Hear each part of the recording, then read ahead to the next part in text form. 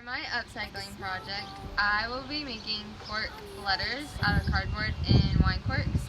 And my project will serve not only the purpose to complete this class, but it will also be used as decoration at my dad and his fiance's wedding this summer. Okay, for the first step of this project, you're going to need to find an old box. You should dig around your house and ask your parents because they probably have one lying around somewhere like mine did. And then you're gonna have to cut your box up into 2 or 6 separate pieces, but you're gonna wanna throw away these smaller pieces and just keep the big ones.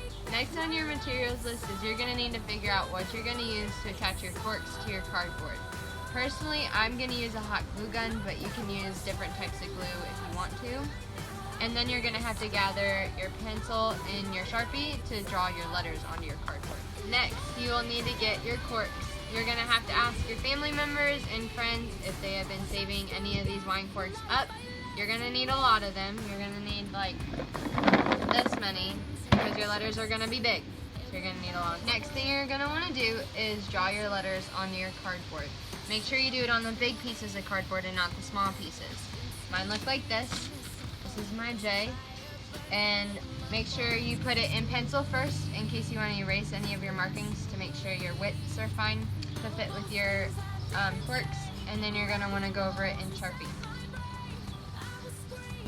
Once you're done tracing your letters in Sharpie, it will look like this. And then you're going to want to grab either some scissors or some box cutters, whatever you prefer, and you're going to want to start cutting them out. Once you have your letters cut out, they're going to look similar to this. Now I spray painted my letters just because they're going to be in the wedding, so they needed to have some color on the background, but you're welcome to leave your letters just as a cardboard color. Now that you have your base for your letter done, you're going to start gluing your wine corks onto the letters. Now when you use the wine corks, you want to make sure that you put the glue on the flat side, so the top that doesn't have color on it. That way it sticks to the cardboard and that the tops have color to them if you choose not to paint the tops.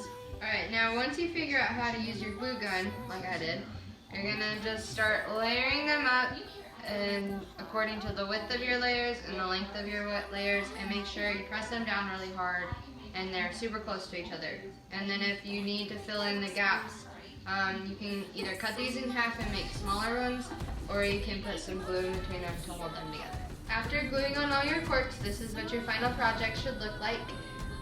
There may be a few small changes you may need to make to it, such as cutting off some of the edge pieces that the corks don't quite fit on, but that's no big problem. So yeah, this is how you make the cork letter.